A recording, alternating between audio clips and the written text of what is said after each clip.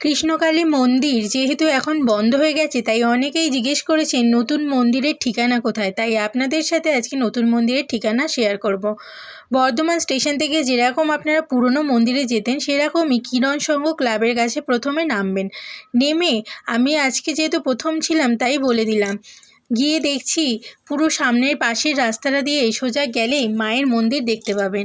কিন্তু এখন যেহেতু পাড়ার লোকেরা মন্দির বন্ধ করে দিয়েছে, তার জন্য মা নতুন একটি জায়গায় মন্দির খুলেছেন। সেই মন্দিরের আজকে পুরো ঠিকানা আপনাদের সাথে শেয়ার করব বলেই ভিডিওটি করার উদ্দেশ্য।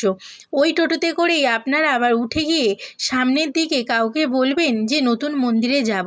নতুন মন্দিরে যাওয়ার রাস্তা হচ্ছে হ্যাচারি রোড, ইডেন উদ্যান।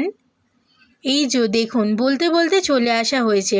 ওই যে মাঠের মধ্যিখানে একটি হলুদ তিরপল টাঙিয়ে মন্দির বানানো হয়েছে এখন অস্থায়ীভাবে।